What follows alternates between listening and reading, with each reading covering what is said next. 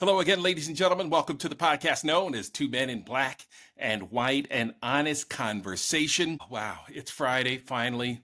Hopefully this moron doesn't make any news over the weekend so we can just have one day of peace, just one day.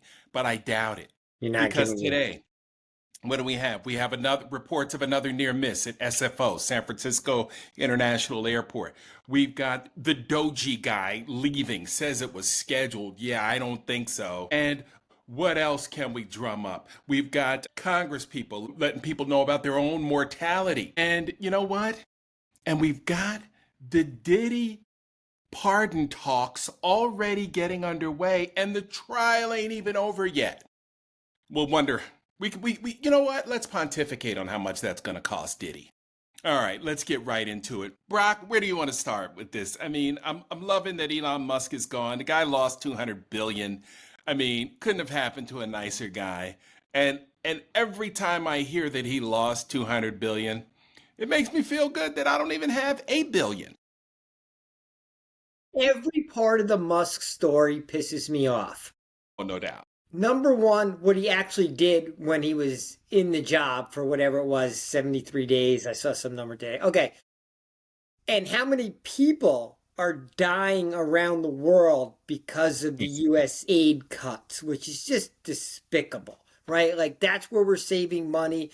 So that's number one. But what really got me today was a New York Times article about his drug usage. Oh, Right, there's this whole article about it. He's on ketamine, his kidneys are failing because he's on so many drugs. He has this drug kit that everyone's seen.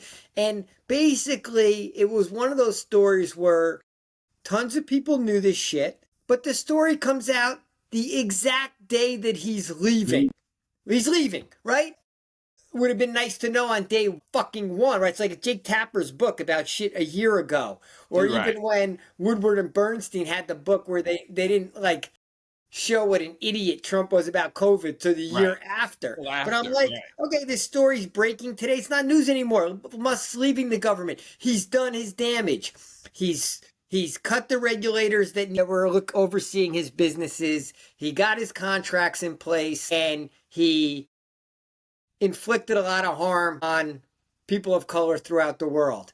And now we get a story about how basically he was on drugs the whole time. Come on.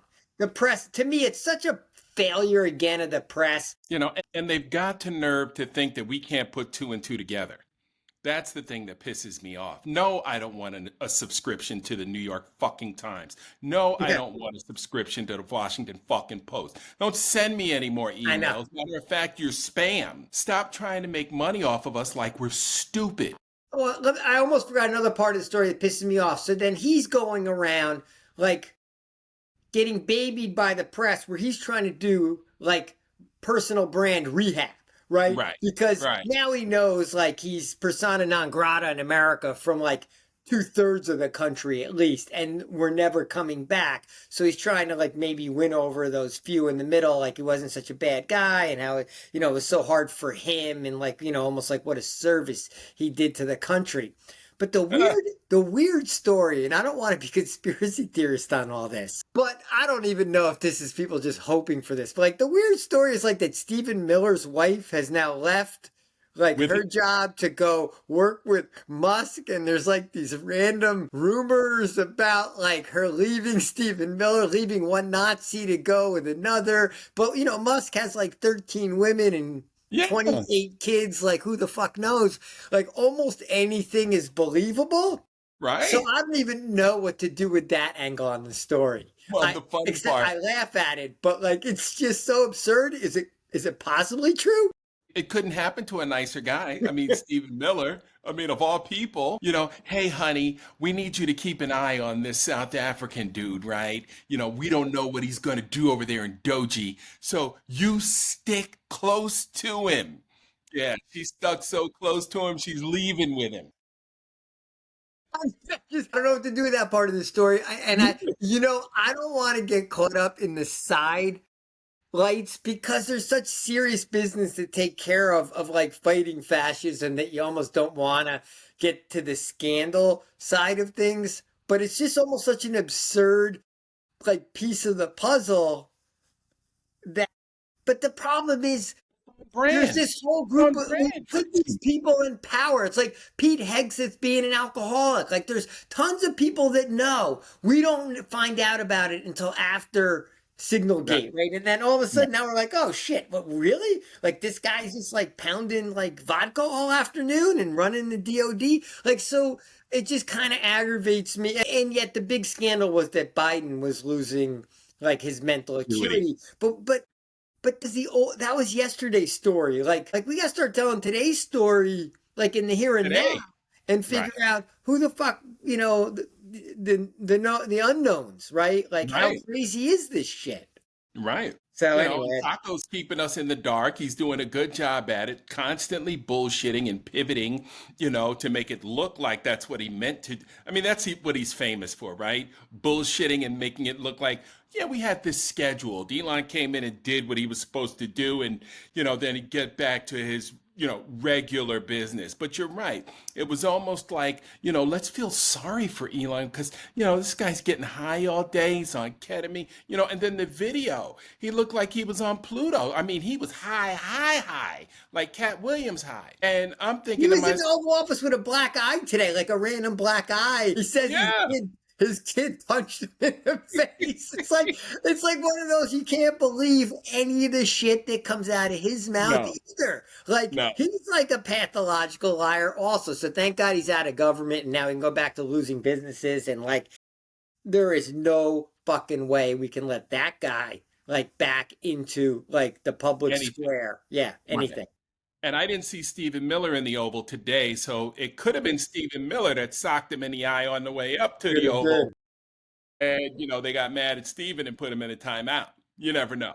It was awful big shiner for a 5-year-old. Yeah. Now I know he cusses and everything because he cussed at Trump before. That makes me laugh. It's just one of those like this weird shit. How we letting these fuckers have the levers of power and dictate what's going on in America and of course globally, because America, we're the leader of the free world. And we look like fools. We look like fools with these people at the helm. That's, I mean, again, San Francisco International Airport, right? One of the busiest hubs in North America. And you've got hundreds of flights going out of there on the daily. And we've got two planes I mean, these planes were within 600 vertical feet of each other, which is nothing in airspace, right? They were about 2,000 feet apart laterally, but very close vertically. And, I mean, it's scary just watching, the mock-up they do, right? With the animation. And, where in the hell it's become a joke now. Jimmy Kimmel or one of the late night show hosts said the other night, with the extra money that they're saving, they're going to get a second air traffic controller at Newark Airport. It's like, it's a running joke now. Well, there's that guy Nathan Felder who does that show on HBO, and he did one on plane crashes, and like he's actually out there really criticizing like the FAA. He has a whole another angle that there's not enough pilot training. No. Just as a side note, I've flown in and out of SFO maybe 500 times, and it's already a scary runway to come into because it's like LaGuardia where you're over the water and then all of a sudden it's the runway. There's no land and then the runway. It's like the runway starts like right at the water's edge. And also there's like two runways and two planes will come in and land right around the same time. It's almost like you can wave to that other plane and it's like you're right next to each other. So there was always a little bit of a like, ooh, this is like we're kind of coming in together. Okay, we're holding hands on this landing. So the fear factor of a near miss in SFO, those people must have been freaking out. Like if they could just, seen the shit. But that's, But anyway, back to Musk. I guess nice pat on the ass. Let's get him out of there. Supposedly Doji still lives, but like, what did Doji accomplish? Doji was one of the greatest frauds in American political history. Right. Like, if we keep this republic 10 years from, if we keep it and it doesn't go fascist and we can actually tell the stories 10 years from now, some scholars, they'll look back and they'll be like, Doji was one of the great scams of American history, that we let Elon Musk come in here and, Run. defang all his regulatory agencies. I mean, he's still trying to finagle the fact that there's not oversight on autonomous cars so he can roll out his robo taxis in Right. Austin, Texas. And his software sucks, and they're just going to randomly run over pedestrians, and like they'll just try to bury it. Right. I mean, And it's meanwhile, one of the great scams in the history. absolutely, and he's trying to take over that little space down near his facility. What is it, south of Houston? And he's poisoning the residents down Yeah, there. he's And he's, created his own you know, little one of those little yeah, utopias that like, oh, yeah. it's such a fucking disaster. Like, we'll be so happy to get rid of this guy. But Oh where my, you let's go back to where you started at the top, the P Diddy trial. The fact that there's even a discussion of a, it's almost like a pre-pardon. Like he could right. get pardoned mid-trial, right? Right. And why is it? What about the black political prisoners that we have in here? The people who where's the black version of the Grizzlies, right? Like I haven't done the research to see, who's on par with the Grizzlies, the reality show people who, Yeah, I don't know. engaged in all that bank fraud and walked out of there after 2 years. For the black pardons, you're sending home a notorious gangster disciple, right? The leader, the founder of the organization, who's been in jail since 1973 at Supermax, of all places, right? And he can't go home anyway because he's still got to go back for state charges. And then a rapper, we talked about this briefly yesterday, and now another rapper slash entrepreneur. But like what we're hearing now, are you just tone deaf with what we're hearing in the Diddy trial? Are you living under a rock? Because the things that we're hearing that Diddy is accused of are horrific. Horrific. Not just the freak offs, but like raping his personal assistant. Like his assistant is waking up with Diddy on top of her, she said in testimony today. Was her name like Cornelius something or No, that was Capricorn. I think I told you I spoke to one of a great white friend of mine, woman from the South, and I was Uh-huh. joking about our podcast and talking about the difference between black and white. And I'm like, yeah, and Mark's following the P. Diddy trial. And I'm like, I'm not really, I kind of know what's going on, but I don't really know ins and outs. She's like, I'm following that trial inside and out. And I'm sending it out to like my white circles. And like, I'm like the white whisperer of the Diddy trial. Like she can't get enough of it. She thinks it's unbelievable between Epstein and Diddy. Like she can't get enough Right. stories. She Yeah. thinks, by the way, she thinks that she doesn't know exactly what racketeering charges need to show, but in her Hmm. mind, it seems like it's a criminal organization. So she feels like Diddy's kind of been Yeah. enough to come out that that's my one white person's view of the Diddy trial. I got one. Right. My sample of But one. but the thing about it has all the makings of, the sensationalism that we look for today in journalism, right? Sex, drugs, paying off people, LAPD under fire again for destroying evidence in a case that's only 8 months old at the time. You got arson. Kid Cudi's car was blown up allegedly with a Molotov cocktail that was made out of an old English 800 bottle of beer. Oh, Somebody OE. drank a 40. Some Somebody drank a OE. 40 Some OE, OE. filled it with gasoline and stuffed a very high-end handkerchief in it and set it on fire. I remember when I tried OE Testimony. I remember when I tried back in high school. You probably gave it to me. Like, damn, that shit was so like heavy, and like I felt like I was like drunk after two sips. And like I'm going back to I think it was like Miller High Life. Like, anyway, Take I it to your digress. house with a couple of 40s. But but once again, Trump is he's going to look at it because he feels like he's going to ingratiate himself with the black community. He's going to Yep. make some money, and Yep. he's going to ingratiate himself with the black community because he feels like he would be like releasing a hero of the community because that's who is revered in the black community. Because what else would be, right? That's Right. in his Right, view. exactly. All they have is rap music. That's all they do. But here's the interesting thing. We were in school with Puff. I think I told you this. My wife and I, she was in alleged study groups with it. I was like, okay, he's gonna study. Okay. Got a backpack with no books in it, but okay, he's studying, whatever. But Howard University, he had given Howard quite a bit of money, and Howard gave it back to him when these charges came down. Wow. Okay. Yeah. Oh yeah, yeah. I mean, look, he didn't graduate from the university. He matriculated maybe a year or two. I'd have to ask my wife; she would know better. But a lot of our friends that went with him to Bad Boy from Howard are no longer with him, and they got off into other business ventures slightly after Biggie was murdered. I know. I think the last of them left. All right, and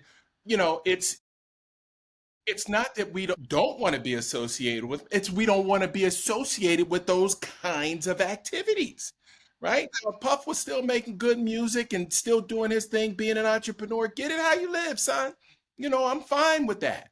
But we don't need to be associated. Howard University, the home of a vice president, Supreme Court justice, governors, mayors, amazing television talent like Felicia Rashad, and Debbie Allen. We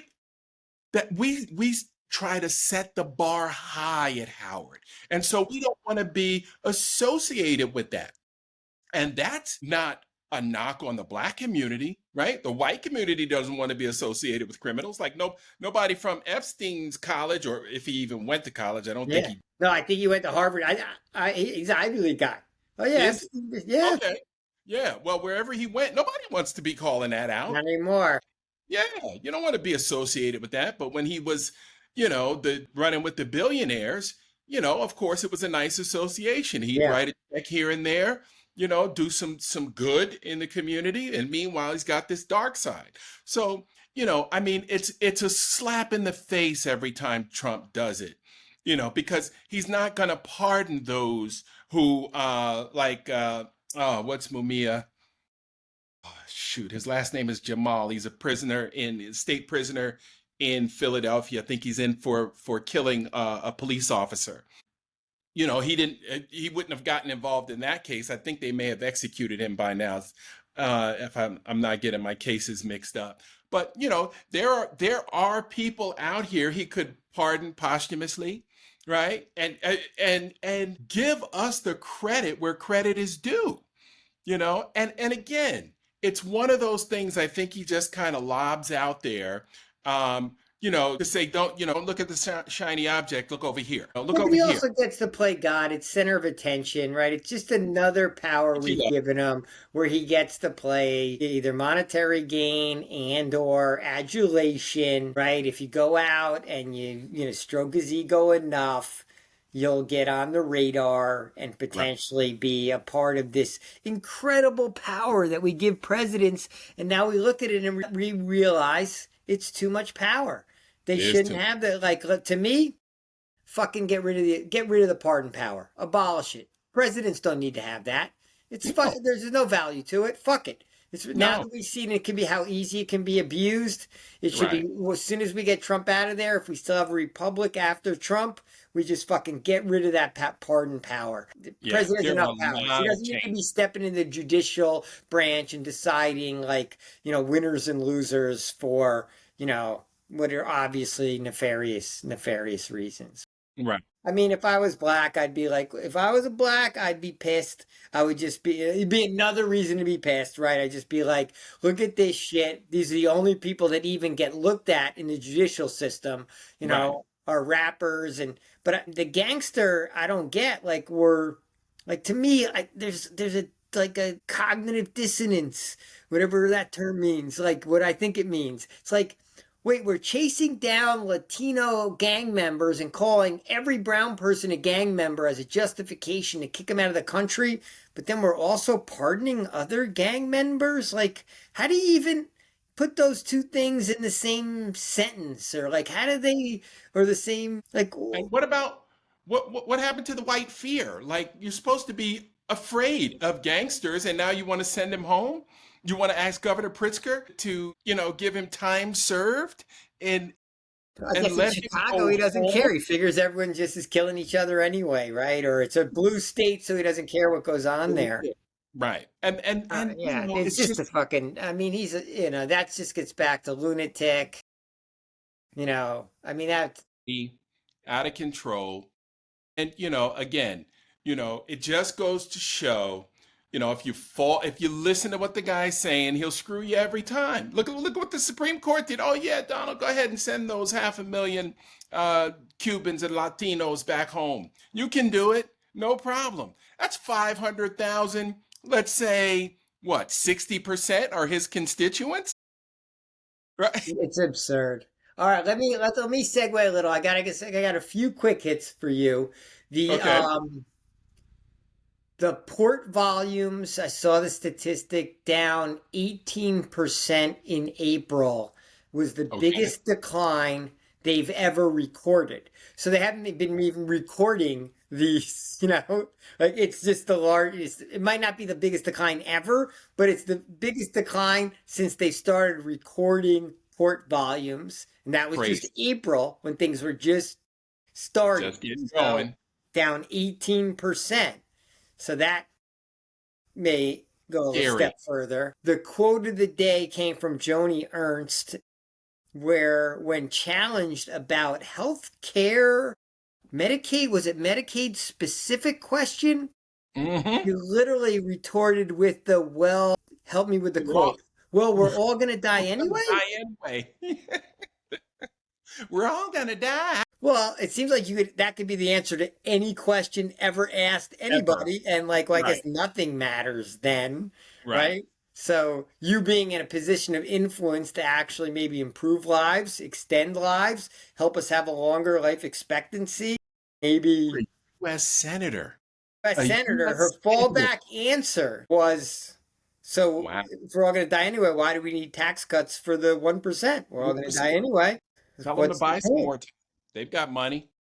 You Why know? is she going to work tomorrow? We're all just going to die anyway. What's our purpose? What's anything?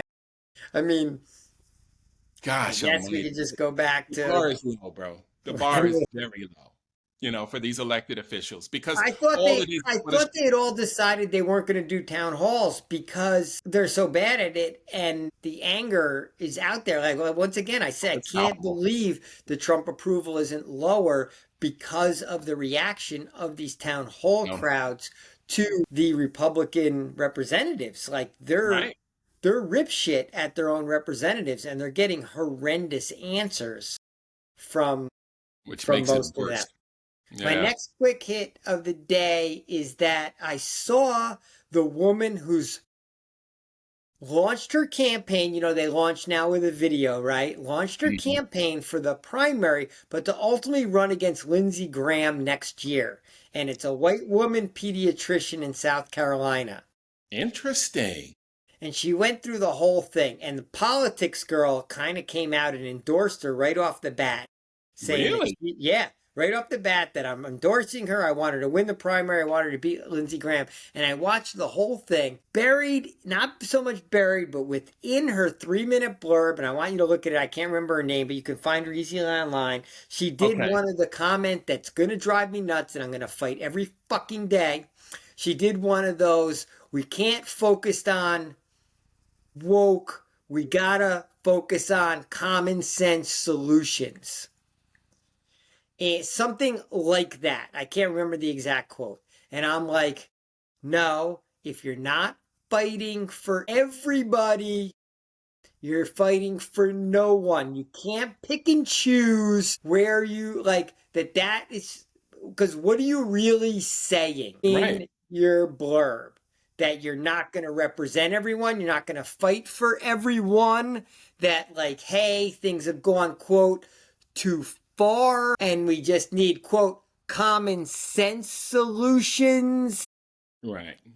Our And common it's a sense South solutions. Carolina message, right? It's a I'm not too far. It's like a hey, I'm not too far. I'm one of you. Right. We got to get rid of Lindsey Graham. I'm one of you. But to Right. me, that message doesn't speak to where I think the party is, the Democratic Party is. I can't even imagine it comes close to speaking to people of color. You can speak for that. It doesn't even speak to me because I'm like, come on. You're fighting the fight or you're not fighting the fight. All right. And remember, it hasn't been that long since the Stars and Bars came down off the South Carolina State Capitol, right? I mean, that's recent history within the last, 10, 15 years. So, and then to talk to the people of South Carolina with common sense solutions, are you saying that, You're not woke, so common sense solutions mean putting the right white people in positions of power. Yeah, that's it. I'm the right white person. Lindsey Graham's not. There you go. He's tied to Donald Trump. Yep. I'm not that far along the way. Although it is, I did see a tweet, and I understand it as a political strategy. I just hate it as a political strategy, and I I don't want that messaging to win. That's that Elisa Slotkin, we're weak and woke messaging that I don't want to win, because then the Democrats are just MAGA light and the country doesn't go anywhere. But I did see one of a tweet from there was a Latino guy. There was a raid in Tallahassee at some construction site, and they, basically ice carted away 100 Latinos from the construction No site. way. And this guy posted like, "No, this is not what I voted for Trump, but this isn't what I wanted." And I was like, "Oh, but you don't understand. You're racist, but you don't understand how uber racist Right. Donald Trump is." Right. And you released the hounds of Project 2025, and you thought they were only going to go after, quote, the bad ones. Right. And so these guys work with you. You like them, but sorry, what you voted for was fucking purging. You voted for a white supremacy movement. And now you're not on board with that? Or you're really not on board with it? Or you're not on board with it when it kind of hits your... What? They can't go out and get, you get to pick and choose. You get to decide who the good ones are and aren't, and the bad ones are, who the right? bad ones are, right. And you can't go out and find 100 white guys to do the work? What are you going to lose money now? Well, you know what? Absolutely. And it's going to be shut down because those folks aren't standing out at the Home Depots anymore, right? You can't drive by the Home Depot and pick up 5, 10, 15, good, willing, hard workers. Day laborers, right? Day laborers, aka you just pay them in cash and you don't have to pay any benefits, and you get the work done, and you're an entrepreneur and your business is growing and they get the subsistence, whatever fucking your day rate is, right? Right. Unbelievable. I may have misspoken yesterday with a quick hit for you. I found out that in the metro Atlanta area, we have roughly 60% of the housing inventory is owned by investors, which is 10 times the national average, which has heavily contributed to the gentrification of the great city of Atlanta. Change it and the price of housing, because it changes the land equation. Well, and it changes affordability. And now you've grown up in Mechanicsville or the Vine City area, English Avenue corridor, and now you can't afford to stay there, right? And people are coming around with cash saying, "Hey, I'll give you this $500,000 or I'll give you this $1 million, right, for this house." They're going to tear it down and make luxury units or luxury condos, right? Or they're at least going to double their money, right? And where are you going to go with that money, right? You still got to find a place to live. And in order to do that, you got to get outside of Metro Atlanta. And so now we are not, or if we're not a majority Black city, and I'm just talking about the city of Atlanta, we're very close to being a majority white city. Because remember, like we talked about, the city centers are where the income is generated, where the power structure is. And now people want to come back because they don't want to sit in traffic. My house to downtown Atlanta could be 2 hours in the morning, and it's 35 miles. Yeah, that's not a commute. You can't do that. It's 35 miles. And there's no public transportation from my house to the downtown Atlanta. And you know why? Because a nice little white woman knocked on my door begging me not to vote for her, begging my wife and I not to vote for expansion of MARTA out into the suburbs. I was going to ask, why isn't there, I guess it's a dumb question. I'm in the New York area, so I'm just used to trains going in and out of the city and making it convenient for people to get into the city. Not here. Atlanta's been so Black for so long. The suburban areas have not wanted to go into the city, right? But now we've got the opera down there. We've got Mercedes-Benz. We've got soccer. You don't see a lot of black folks going to the Atlanta United games, and they sell out every night. Every night. There are a lot of brown folks in there, not Yeah, necessarily African yeah, American. yeah. A lot of white folks, and the games are amazing. The team is really Yeah. good, and it's a great night out. You got State Farm Arena, they do well, but again, tickets very expensive. It's nothing to spend $2,500 on one night at a basketball game for a couple of seats, a parking pass, and, refreshments, So, the gentrification issue is something we've got to talk about because it's happening in all our major Well, that's cities. part of the housing problem. I mean, it's become an investment property. Bill, like big hedge funds, private equity buys them up. They can also sit on them longer because, Right. right, you don't have the Oh, natural turnover. Like there's a natural seller urgency when it's just person to person. Somebody's moved. They can't hold out for longer and longer, and it just makes like, a more natural marketplace. But yeah, we're going to have a housing problem if we allow investors to take over the housing market. Just like when we let investors take over healthcare, service declines. Like I went to one of those private equity owned dentists once, right? And they tried to shake me down for an upsell to a $2,000 like thing. Like it's just, but you could just see the game being played, right? Versus when it used to be like a sole proprietor and not like, a profit driven business. But there, once again, like we love our capitalism more than we love everything else in this country. But income inequality is making the rich richer and allowing them to play games on everyday Americans.